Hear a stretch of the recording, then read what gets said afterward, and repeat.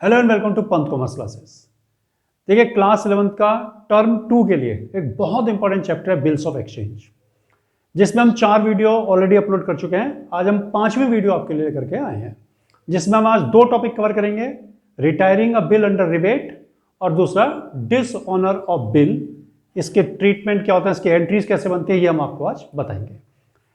4 videos हम आपको पहले दे चुके हैं, अपलोड कर चुके हैं आपके लिए। आप उसे क्लास 11 की प्लेलिस्ट में जाकर के देख सकते हैं। तो देखिए आज का जो पहला टॉपिक है वो रिटायरिंग अ बिल अंडर रिबेट। देखिए क्या होता है कि गुड्स क्रेडिट पे परचेज एंड सेल की गई और 2 महीने 3 महीने या 4 महीने का बिल एक्सेप्ट कर लिया ड्रॉवी ने, लेकिन कुछ टाइम के बाद उसके पास सरप्लस फंड हुआ तो उसने अपनी इच्छा जाहिर की कि भाई मैं आपका पैसा जल्दी देना चाहता हूं, बताइए आप मुझे कुछ छूट दे सकते हैं क्या। तो ड्रॉवर क्या कहेगा कि ठीक है आप मुझे जल्दी देते हैं तो मैं आपको 2%, 3%, 5-6% के हिसाब से पर एनम के हिसाब से या जैसा भी होगा आपको छूट दूंगा। तो उस छूट को जो जल्दी देने के लिए, जो कैश जल्दी देने के लिए ड्रॉवी को मिलती है ड्रॉवर से, उसको बोलते हैं रिबेट या रिटायरिंग अ बिल अंडर रिबेट। तो देखिए क्या होती है, एंट्रीज हम बता देते हैं आपको कि ड्रॉवर की बुक में जब ड्रॉवी जल्दी पेमेंट करेगा तो ड्रॉवर क्या करेगा, bank account debit, rebate account debit to bill receivable account. इसको रिबेट अकाउंट डेबिट या रिबेट ऑन बिल भी करते हैं, या सिंपल रिबेट भी लिख देंगे तो ठीक है। Bank account debit, rebate account debit to BR account. और ड्रॉवी अपनी बुक में क्या करेगा, BP account debit to bank account. ये तो करना ही था उसे जब पेमेंट करता है, लेकिन जितनी छूट मिली है उसके लिए वो टू रिबेट कर देगा। तो ये 2 एंट्री एक्स्ट्रा बनेंगी, बाकी जो काम आप पहले करते थे वैसे ही रहेगा, केवल ये 2 चीजें नहीं है। देखिए क्वेश्चन छोटा सा बना के रखा हमने, A sold goods to B for 50,000 on 1st Jan 2020, having shortage of funds, B accepts a bill drawn on him by A for 3 months। पैसों की कमी के कारण से B ने अभी एक बिल एक्सेप्ट कर लिया है, कितना, 3 महीने का। On 1st Feb 2020, having surplus fund, B retire his bill at a rebate of 6% per annum, pass journal entry in the books of A and B। 1 फरवरी 2020 में A के पास थोड़ा सरप्लस फंड हुआ तो उसने बिल को 6% पर एनम की rebate पर retire कर दिया, यानी कि पेमेंट कर दिया, समय से पहले पेमेंट कर दिया। तो इसमें भी आपको वही ध्यान रखना है कि पर, जैसे आपको डिस्काउंटिंग में बताया था कि 6% पर एनम लिखा, तो ये 6% जो है पूरे साल का है। तो इसमें आप जब भी निकालेंगे तो 6/100 तो परसेंटेज के लिए करेंगे, प्लस 3/12 बनता है, 3 महीने का बिल है, लेकिन 3 महीने पहले नहीं, 1 महीने उसने अपने पास भी रखा, 2 महीने पहले रिटायर किया है। 3 महीने का बिल था जो कि जैन में लिखा, फरवरी में रिटायर किया, तो नहीं 1 महीने अपने पास रख लिया, तो 2 महीने अर्ली इस बिल का उसने पेमेंट किया, तो 2 महीने की रिबेट निकाली जाएगी। तो देखिए क्वेश्चन करते हैं, एक एक स्टेप लेके चलेंगे। A sold goods to B for 50,000 on 1st Jan 2020। तो सबसे पहले सेल की एंट्री करते हैं, 2020 Jan 1। गुड्स बेचने की एंट्री करेगा ये, और क्या करेगा, B debit to sales account. ये गुड्स बेची 50,000 रुपीज की। परचेज की एंट्री करिए 2020 Jan 1। Purchases account debit to A, ये परचेज की एंट्री हो गई 50,000 रुपीज की। एक स्टेप हुआ, आगे देखिए, having shortage of fund, B accepts a bill drawn on him by A for 3 month. पैसों की कमी थी इसलिए बी ने ए का द्वारा ड्रॉ किया गया बिल एक्सेप्ट कर लिया। तो उसी डेट पर आप रिपीट कर लें डेट को, और अब लिखें आप B R account debit to B. ये आप 50,000 रुपये यहां डाल दें, 50,000 रुपीज। इसने बिल ड्रॉ किया, इसने बिल एक्सेप्ट किया, डेट जैन को आप रिपीट करें और 1 लिख दें, और यहां लिखे A debit to BP account 50,000 rupees. तो ये तो आपने जो नॉर्मल एंट्री पिछले सभी टॉपिक में की है, सेल एंड परचेज करना, बिल ड्रॉ करना और एक्सेप्ट करना, उसकी हो गई। अब आगे क्या होगा कि on 1st Feb 2020 having surplus fund, B retire his bill at a rebate of 6% per annum. 1 फरवरी 2020 में बी के पास सरप्लस फंड हुआ तो उसने बिल को रिटायर कर दिया अंडर अ रिबेट। तो पहले हम एंट्री बना लेते हैं, फिर निकाल लेंगे रिबेट। तो यहां हम लिखते हैं Feb 1। क्या लिखेगा, इसके पास पैसा आएगा तो ये लिखेगा बैंक अकाउंट डेबिट, थोड़ा रिबेट देना पड़ेगा तो rebate account debit to B R account, bill इसके पास से चला जाएगा। ये क्या करेगा, फरवरी 1 में बी पी अकाउंट डेबिट, इसके बाद बिल आ जाएगा टू बैंक अकाउंट, पैसा दे देगा, थोड़ा इसको रिबेट मिलेगा टू रिबेट अकाउंट। तब आप रिबेट को कैलकुलेट कर लें। देखिए बिल है 50,000 का, रिबेट का रेट है 6%, और बिल जो था 3 महीने का था, 3/12 कर ले पहले, क्योंकि 6% पर एनम लिखा है, 3 महीने का बिल था, लेकिन बिल लिखा गया जनवरी में और इसने रिटायर किया उसको 1 फरवरी में, तो 1 महीने अपने पास रख लिया, तो यानी कि 2 महीने जल्दी उसने पेमेंट किया बिल का। अब देखिए इसको कैलकुलेट करते हैं, 2 0 कैंसिल, 6 से काटेंगे 2 से कैंसिल, तो 500 रुपीज जो है वो रिबेट बनेगी, 500 रुपया। तो यहां पर आप लिखें बी आर का अमाउंट 50,000 रुपया, 500 रिबेट 49,500। यहां पर बिल का अमाउंट लिखें 50,000, 49,500 पेमेंट करेगा, 500 रुपीज रिबेट हो जाएगा। तो ये बिल्कुल सिंपल ही टॉपिक था, रिबेट एक टॉपिक रह गया था, तो हमने इसको भी करा दिया। अब आपके सिंपल टॉपिक सब कवर हो गए। अब हम क्या करते हैं, डिसऑनर हो जाता है जब बिल, यानी कि जब एक्सेप्टर बिल पेमेंट नहीं कर पाता, तो उस समय क्या एंट्रीज बनती है वो हम आपको अब बताते हैं। देखिए अब इस चैप्टर का बहुत इंपॉर्टेंट पार्ट, और जिसको मानते हैं बच्चे कि सबसे difficult part, dishonour of bill शुरू होने जा रहा है। डिसऑनर का मतलब होता है कि डिसऑनर बिल का मतलब होता है कि ड्यू डेट पर, यानी कि जब बिल की ड्यू डेट आई तो acceptor fails to pay the amount to the drawer, यानी कि उस दिन जिस दिन बिल ड्यू हुआ एक्सेप्टर बिल का पैसा ड्रॉवर को नहीं दे पाया, तो कहा जाता है कि बिल डिसऑनर हो गया। तो इस केस में क्या एंट्रीज होंगी, कैसे इसको ट्रीट करेंगे, इसमें काफी कंफ्यूजन रहता है बच्चों में। देखिए क्या होता है, जितने केस आपने अभी तक किए, यानी कि retaining the bill bye drawer till maturity, यानी कि ड्रॉवर ने अपने पास ही बिल रखा मैच्योरिटी तक, या डिस्काउंट करवा लिया, या एंडोर्स कर दिया, या कलेक्शन के लिए भेज दिया, इन सभी में डिसऑनर को ट्रीट करना होता है आपको। तो इसमें एक भ्रम रहता है कि डिस्काउंटिंग वाले में हम कैसे करें, एंडोर्स वाले में कैसे करें। तो ये कुछ भी आपको परेशानी, कोई कंफ्यूजन नहीं रहेगा। आपको एक बहुत ही आसान तरीका, लॉजिक, मेथड बताऊंगा मैं, जिससे कि आप एंट्री किसी भी केस में हो, आप बहुत आसानी से उस मेथड में एंट्री बना पाएंगे। तो देखिए मैं आपको एंट्रीज बनाने का मेथड बता रहा हूं कि कैसे एंट्रीज बनाई जाती है, याद करने की कोई आपको जरूरत नहीं है। देखिए treatment in the books of drawer, सबसे पहले ड्रॉवर की बात करेंगे, फिर एक्सेप्टर की बुक में आ जाएंगे।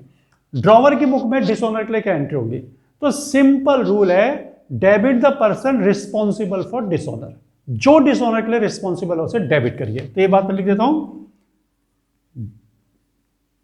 Debit the person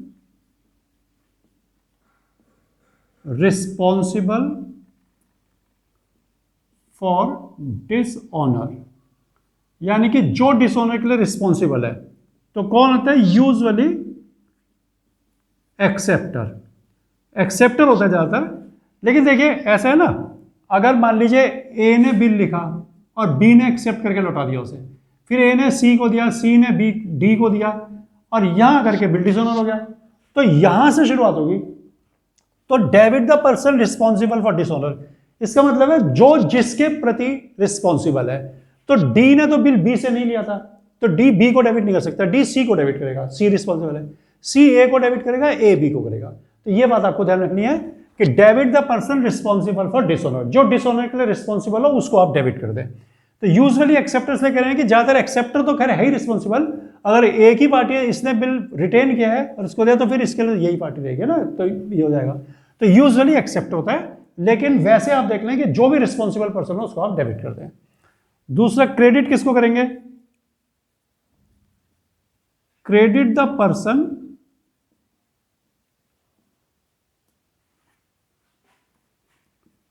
who holds the bill, जिसके पास बिल है उसको क्रेडिट करेंगे, ठीक है। और इसमें एक और बात जोड़ दें, credit B R if the bill is retained, और अगर बिल रिटेन किया हुआ है, यानी कि इसने किसी को दिया ही नहीं है, तो फिर तो अपने ही पास है, एक है, तो ए होल्डर हो जाएगा, तो अपनी बुक में अपना नाम तो नहीं लिख पाएगा, तो वहां टू बी आर करेंगे। तो देखिए credit the person who holds the bill, जिसके पास बिल है वो क्रेडिट होगा। अगर हम इसी को लें तो यहां से डिसऑनर की शुरू हो गई एंट्री, तो डी ने बिल लिया था सी से, तो रिस्पॉन्सिबल इसके लिए सी है, तो करेगा सी डेबिट। अब बिल तो इसके अपने ही पास होगा, या इसने बैंक को दिया होगा, तो मान लेते हैं अपने ही पास है, तो अपने ही पास है, तो डी को अपने आप को तो क्रेडिट नहीं करेगा, तो क्या करेगा टू बी आर, यानी कि C debit to B are.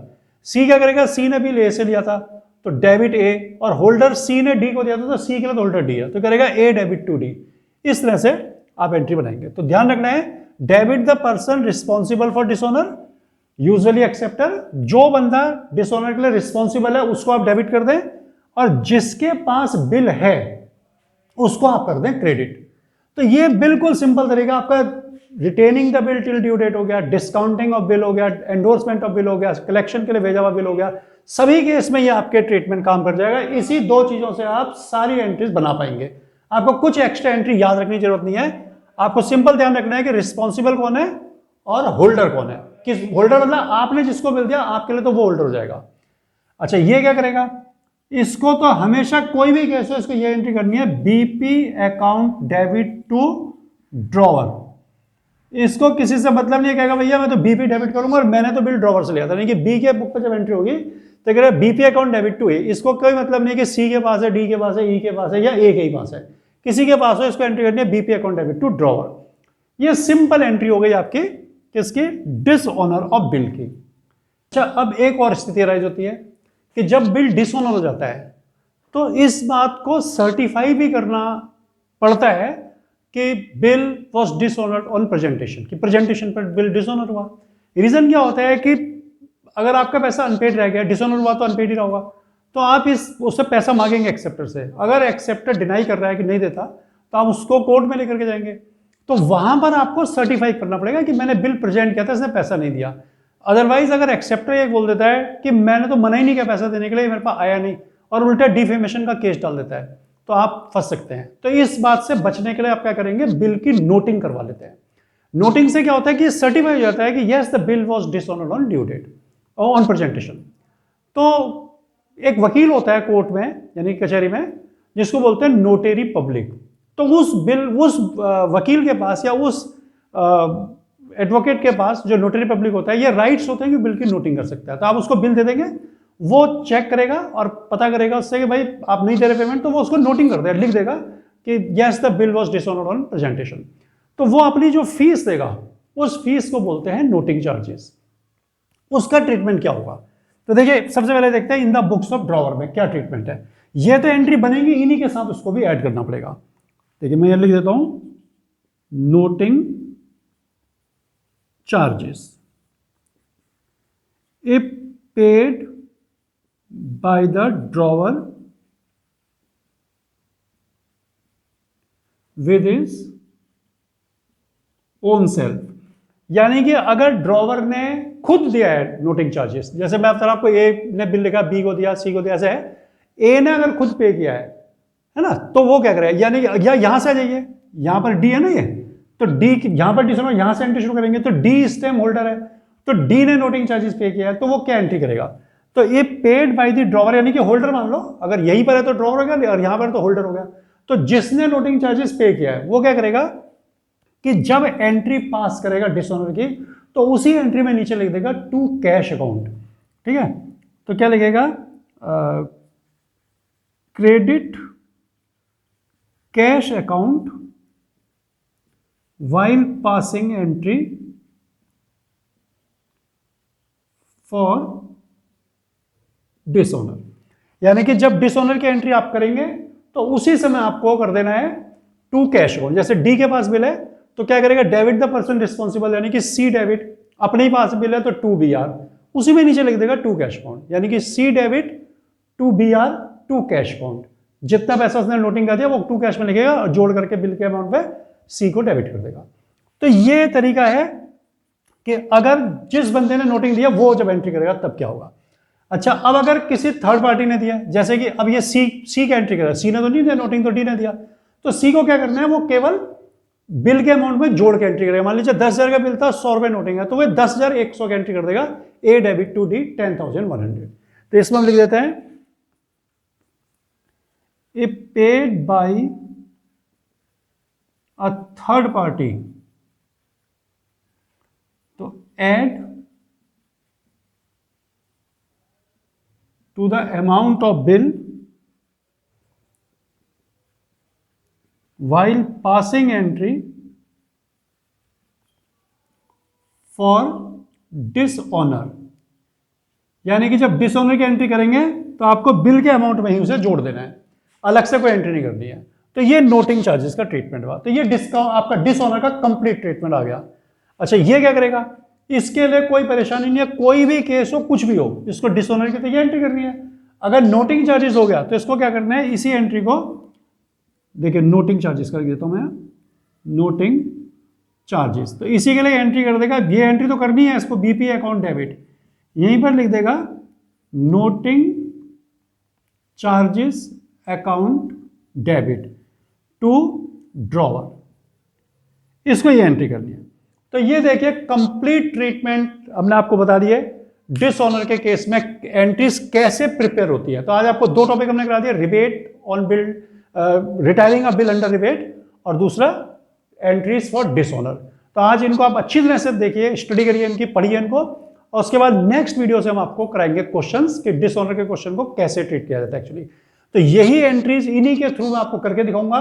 एक दो क्वेश्चन जहां आपने करे आपको बिल्कुल क्लियर हो जाएगी सारी चीजें। तो इनको आप नोट कर लें, समझ लें अच्छी तरह से, और चैनल को लाइक और सब्सक्राइब तो जरूर ही कर दें।